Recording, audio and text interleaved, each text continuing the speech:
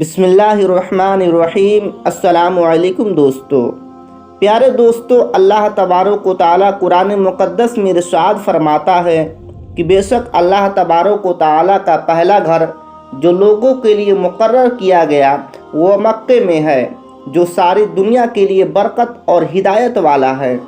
پیارے دوستو، آج کی اس ویڈیو میں ہم آپ کو بتائیں گے کہ خانہ کعبہ کو سب سے پہلے کس نے بنایا، اور خانہ کعبہ کا حج اور طواف کرنے والے سب سے پہلے کون لوگ ہیں، اور ابھی جو کعبہ شریف ہے اس کو بنائے ہوئے کتنے سو سال ہو گئے ہیں، اور خانہ کعبہ کو اب تک کتنی بار بنایا جا چکا ہے، اور کعبہ شریف کا اتہاس کیا ہے۔ تو پیارے دوستو، ان سارے سوالوں کے جواب ہم آپ کو قرآن و حدیث کی روشنی میں آج کی اس ویڈیو میں ہم آپ کو بتائیں گے، اس لیے آپ سے گزارش ہے کہ آپ اس ویڈیو کو آخر تک ضرور دیکھیں اور اپنے تمام دوستوں میں شیئر ضرور کر دیں تاکہ دینی نالج ان کو بھی حاصل ہو جائے۔ پیارے دوستو، خانہ کعبہ ایک ایسی مقدس جگہ ہے جس کو دیکھنے کے لیے ہر مسلمان تڑپتا ہے، جس کا طواف کرنے کے لیے ہر مسلمان کا دل ترستا ہے۔ پیارے دوستو، ابھی کا جو خانہ کعبہ ہے وہ 400 سال ہزار پرانا ہے۔ خانہ کعبہ کو اب تک 10 بار بنایا جا چکا ہے، اور خانہ کعبہ کی سب سے پہلی تعمیر حضرت آدم علیہ السلام کی پیدائش سے 2000 سال پہلے ہوئی، اور خانہ کعبہ کو سب سے پہلے اللہ تبارک و تعالیٰ کے حکم سے فرشتوں نے تعمیر کی۔ ایک روایت میں ہے کہ جب اللہ تبارک و تعالیٰ نے فرشتوں سے فرمایا کہ میں زمین میں اپنا نائب بنانے والا ہوں، تو فرشتوں نے کہا کہ اے پروردگار عالم، تو ایسی کو نائب بنائے گا جو زمین میں فساد پھیلائے گا اور خون ریزی کرے گا۔ ہم تو تیری تسبیح و تحلیل اور تقدیس بیان کرتے ہیں۔ تو فرشتوں کی اس بات سے اللہ تبارک و تعالیٰ کو جلال آ گیا، تو فرشتوں نے رب تعالیٰ کو راضی کرنے کے لیے عرش اعظم کا طواف کرنا شروع کر دیا، یہاں تک کہ 7 پھیرے لگائے تو اللہ تبارک و تعالیٰ کو فرشتوں کی یہ ادا پسند آ گئی، تو اللہ تبارک و تعالیٰ نے حکم دیا کہ زمین میں میرے لیے ایک مکان بناؤ، تاکہ وہ بندے جن سے میں ناراض ہو جاؤں وہ اگر اس مکان کی پناہ لے اور اس کا طواف کرے تو میں راضی ہو جاؤں، جیسا کہ تم نے عرش اعظم کا طواف کر کے مجھے راضی کیا۔ پھر فرشتوں نے خانہ کعبہ کی تعمیر کی، اور سب سے پہلے فرشتوں نے خانہ کعبہ کا حج کیا اور خانہ کعبہ کا طواف کی، اور خانہ کعبہ کی دوسری تعمیر اس وقت ہوئی جب اللہ تبارک و تعالیٰ نے حضرت آدم علیہ السلام کو پیدا کرنے کے بعد زمین پر اتارا۔ اس طرح جب حضرت آدم علیہ السلام جنت سے زمین پر تشریف لائے تو حضرت آدم علیہ السلام نے اللہ تعالیٰ کی بارگاہ میں عرض کی، یا رب العالمین، یہاں نہ تو میں ملائکہ کی تسبیح و تحلیل سن سکتا ہوں اور نہ کوئی عبادت گاہ دیکھتا ہوں، جیسا کہ آسمان میں بیت المعمور کو دیکھا کرتا تھا جس کے چاروں طرف فرشتے طواف کیا کرتے تھے۔ تو حضرت آدم علیہ السلام کی یہ فریاد سن کر اللہ تبارک و تعالیٰ نے حضرت آدم علیہ السلام سے فرمایا کہ جاؤ، جہاں پر ہم نشان بتائے وہاں پر کعبہ بنا کر اس کے چاروں طرف طواف کر لو اور اس کی طرف منہ کر کے نماز بھی ادا کرو۔ حضرت جبریل علیہ السلام کو اللہ تبارک و تعالیٰ نے حضرت آدم علیہ السلام کو گائیڈ کرنے کے لیے ان کے ساتھ بھیجا۔ چنانچہ حضرت جبریل علیہ السلام اللہ تبارک و تعالیٰ کے حکم پر حضرت آدم علیہ السلام کے ساتھ چل پڑے اور انہیں اس جگہ پر لائے جہاں سے زمین بنی تھی۔ اس جگہ پر حضرت جبریل علیہ السلام نے اپنے پر کو مارا تو ساتوں زمین تک خانہ کعبہ کی بنیاد ڈال دی، جن بنیادوں کو فرشتوں نے 5 پہاڑوں کے پتھروں سے بھرا اور ان بنیادوں پر چاروں طرف دیواریں کھڑی کر دی۔ اور 5 پہاڑوں میں کوہ لبنان، کوہ طور، کوہ جود ہیرا وغیرہ بھی شامل تھے۔ اس طرح جب دوسری بار جب خانہ کعبہ کو بنایا جا رہا تھا تو حضرت جبریل علیہ السلام، حضرت آدم علیہ السلام اور حضرت اماں حوا رضی اللہ تعالی عنہا بھی شامل تھے۔ اماں حوا رضی اللہ تعالی عنہا مٹی اٹھا کر لاتی اور حضرت آدم علیہ السلام خانہ کعبہ کو بناتے جاتے۔ جب کعبہ شریف کی تعمیر مکمل ہوئی تو پھر اللہ تبارک و تعالی نے حضرت آدم علیہ السلام کو طواف کرنے کا حکم دیا اور ساتھ ہی فرمایا کہ آپ پہلے انسان ہیں اور یہ پہلا گھر ہے۔ پھر حضرت آدم علیہ السلام خانہ کعبہ کی طرف منہ کر کے نماز ادا کیا کرتے اور اللہ تبارک و تعالیٰ کی عبادت میں لگے رہتے۔ اور خانہ کعبہ کو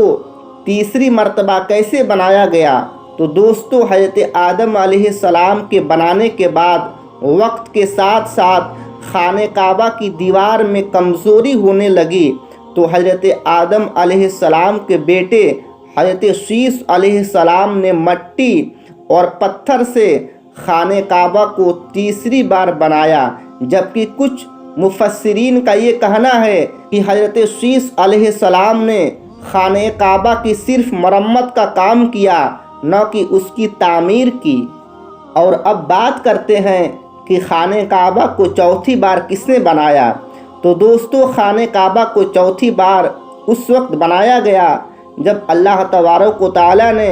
حضرت نوح علیہ السلام کی قوم پر طوفان کا عذاب بھیجا۔ طوفان نوح میں خانہ کعبہ کی عمارت غائب ہو گئی اور کچھ روایت کے مطابق خانہ کعبہ کی عمارت کو اٹھا لیا گیا۔ اس طرح طوفان کے بعد جب حضرت ابراہیم علیہ السلام اس دنیا میں تشریف لائے تو اللہ تبارک و تعالیٰ نے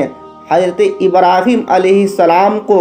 خانہ کعبہ کو بنانے کا حکم دیا۔ چنانچہ حضرت ابراہیم علیہ السلام نے خانہ کعبہ کی چوتھی بار تعمیر کی،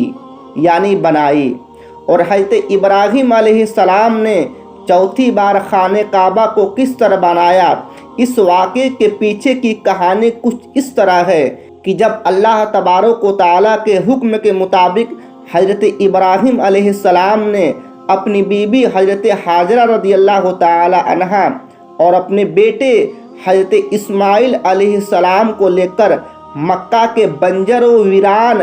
زمین اور پہاڑ کے بیچوں بیچ لا کر چھوڑ دیا، جہاں پر کوئی انسانی آبادی کا نام و نشان نہیں تھا اور نہ ہی خانہ کعبہ کی عمارت تھی۔ خانہ کعبہ کی جگہ پر بس ایک لال رنگ کا قلعہ تھا۔ اس وقت حضرت ابراہیم علیہ السلام نے اپنی بیوی اور اپنے بچوں کو چھوڑ کر اللہ تبارک و تعالیٰ کے حکم کے مطابق مکہ کی طرف پہلا سفر کیا۔ اس کے بعد جب دوسری بار حضرت ابراہیم علیہ السلام اپنے خاندان سے ملنے کے لیے فلسطین سے مکہ آئے تب حضرت اسماعیل علیہ السلام کے قربانی کا واقعہ پیش آیا۔ اور تیسری بار جب حضرت ابراہیم علیہ السلام مکے میں تشریف لے گئے تو حضرت اسماعیل علیہ السلام کی شادی ہوئی اور اس وقت حضرت حاجرہ رضی اللہ تعالی عنہ کا انتقال ہو چکا تھا۔ اور چوتھی بار جب حضرت ابراہیم علیہ السلام مکہ میں تشریف لائے تو آپ کی ملاقات آپ کے بیٹے حضرت اسماعیل علیہ السلام سے نہ ہوئی۔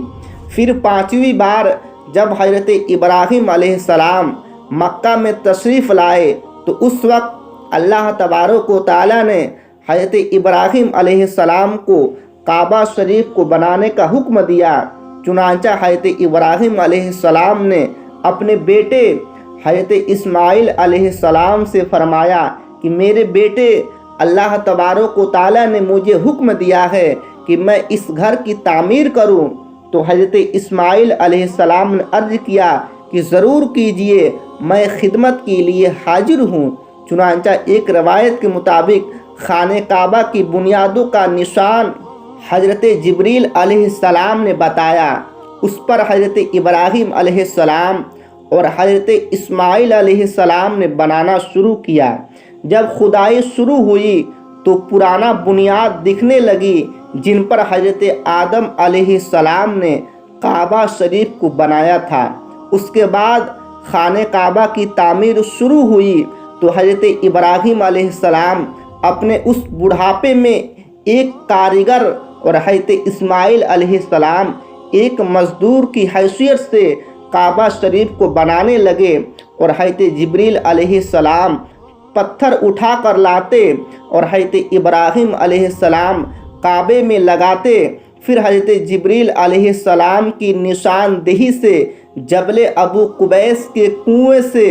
2 پتھر ملے تو حضرت ابراہیم علیہ السلام نے ان پتھروں کو اٹھا کر لائے۔ ان میں سے ایک پتھر حجر اسود تھا اور دوسرا پتھر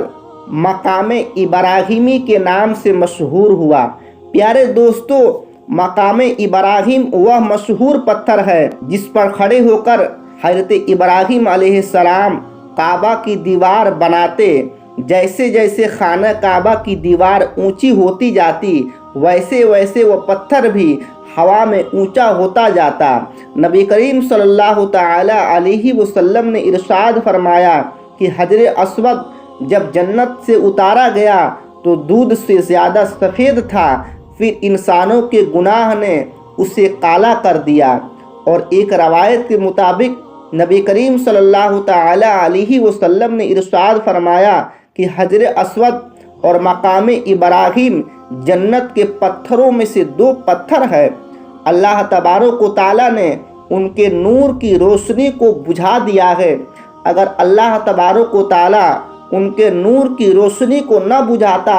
تو یہ پورب سے پچھم تک سب کو روشن کر دیتے، اور خانہ کعبہ کو 5ویں بار قوم عمالقہ اور 6ٹھی بار